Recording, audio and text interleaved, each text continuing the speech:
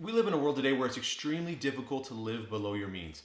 Everybody wants the latest iPhone, they want the newest car, the latest luxury, and it's also a world where we have increasing prices, prices that we have no control over. So, how can you live below your means? It's difficult, it's hard in today's world, but it's possible. We have 7 tips today to help you do so. And number 7, the first one is to lower your means. It's very obvious, isn't it? But you need to know and learn how to cut your expenses. You got to look at the big 3. You have to look at your transportation, your housing, as well as your food. Now, those are going to be the 3 major places where you can cut these expenses and most likely where you're spending most of your money. So look at these 3 and also look at what are you spending money on without a thought? Are you one of the Target shoppers? Are you an Amazon shopper? It's really easy to start spending money at these places without even thinking about it. It becomes a habit, a daily habit sometimes. But in order to know where to cut expenses, you need to do what? Well, that leads us to our 6th point, and that is to have a budget, to track these expenses. Without a budget and without tracking your expenses, none of this and living below your means, it's not possible. This could be one of the most important parts on this list. Create a monthly or a weekly budget, whatever works best for you. My wife and I, we like to use a monthly budget. And on this budget, you just need 2 things.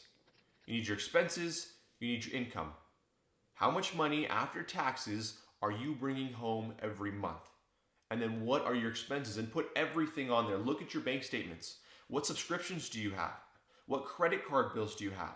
Your groceries, your utilities, whatever it may be needs to go on this list.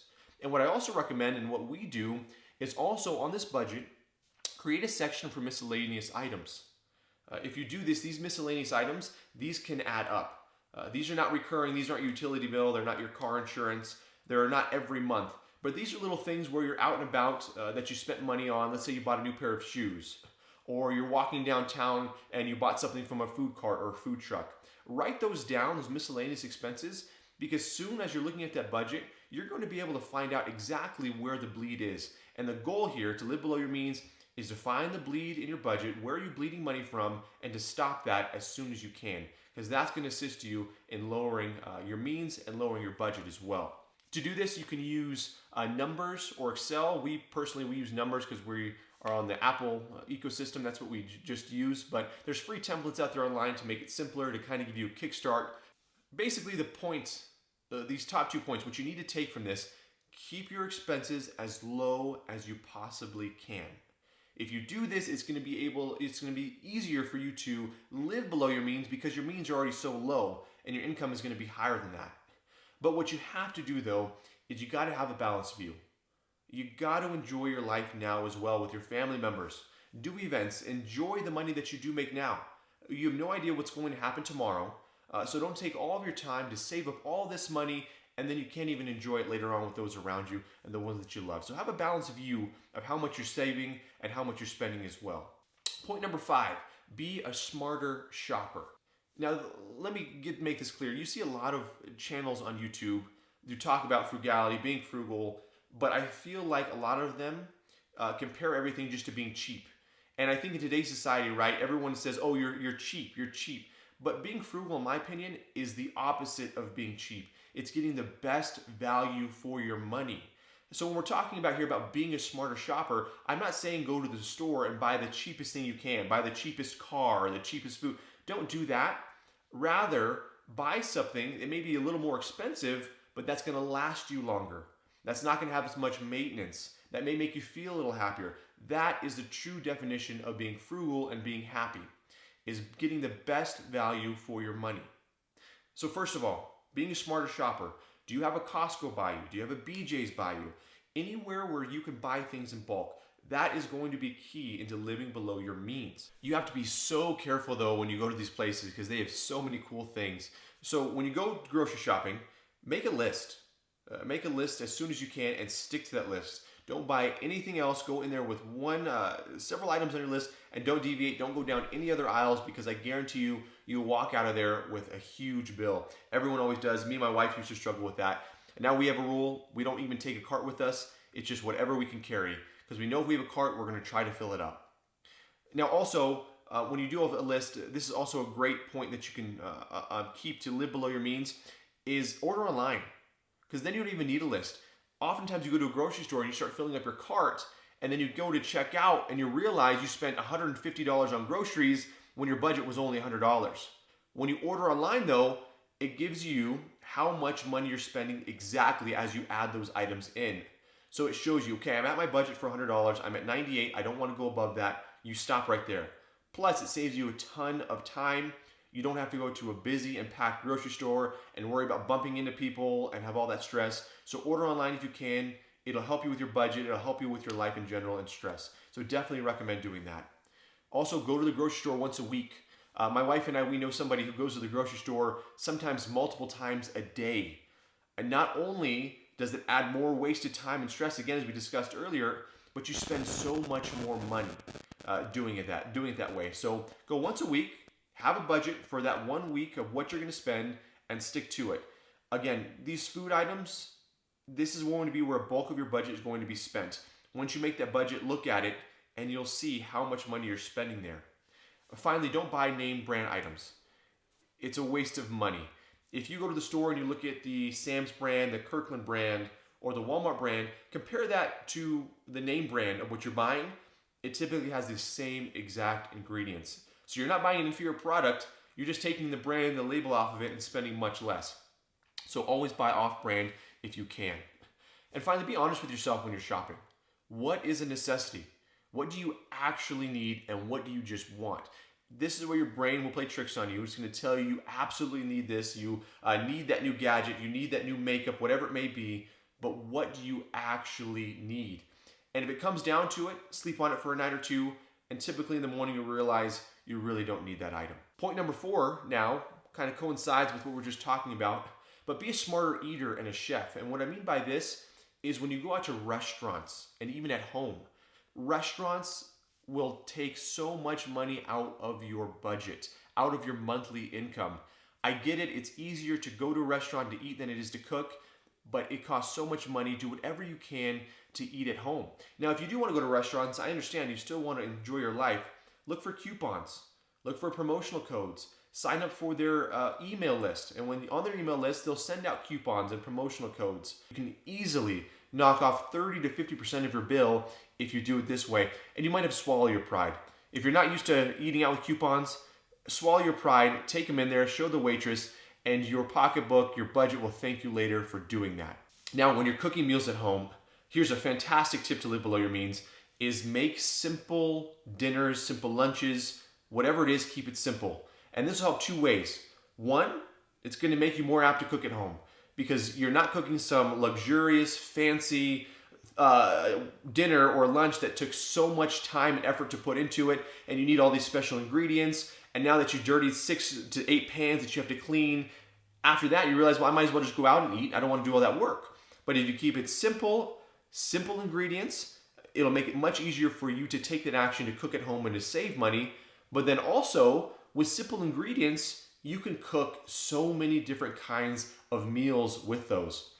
We'll go to Costco, we'll buy a package of 6 to 7 chicken breast packages, and from those chicken breasts, we can easily make 5, 8, 10 different meals using similar ingredients, and they all taste great. You're able to get your meal cost down to $3 to $5 per meal, which is fantastic, especially when you compare that to eating out. Now, for you, those that live in the city, look at your budget that you just made. What delivery fees are you spending on?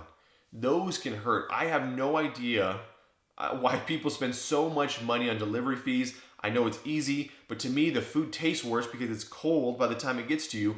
And 2, the delivery fees are just so expensive. So cut those out whenever you can. Again, do this by just cooking at home. You'll have a better meal, it'll be more nutritious, and it'll taste much better. Number 3, this is going to be a mindset thing that you can do to live below your means, and that's just to be content, simply.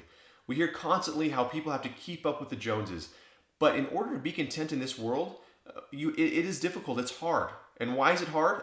Because you have friends, you have family that are constantly surrounding you saying, hey, did you see the new iPhone that was released? Or hey, did you see that new car that just came out? Or did you see this? Or did you see that? So it can be very difficult, but live in the moment, be happy with exactly what you have, appreciate what you have, and appreciate the small things in life. Appreciate a walk out in the outdoors with your friends, with your family, just the fresh air you're able to take in. When you're able to do this, not only are you going to be content, but you're going to save a ton of money.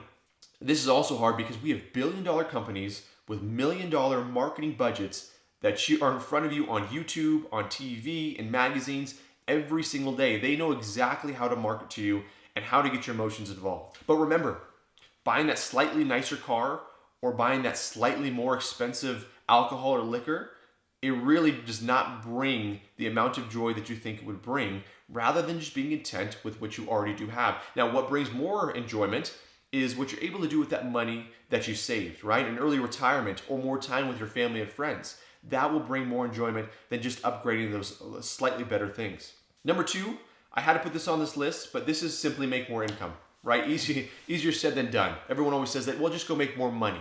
I had to put this on the list though because there are ways to do it that is somewhat simpler than you think, and action steps that you could take right now. But this is on the list. I always recommend cutting your expenses first though. It is much easier to save and make more money by cutting your expenses than by increasing your income. So always look there first. But now that we're talking about increase your income, how can you do this today? Well, take a pen and paper, write down all the skills that you have. What skills do you have right now? Then think about how you can make money off those skills. Could you put a job posting on Upwork, for example, or Fiverr? But let's say you don't have many skills right now. You're still working on building those up. Can you go walk a dog? Can you go dog sit? Can you deliver pizzas? Can you drive for Uber? Those are things that can put money in your pocket today. And think about it.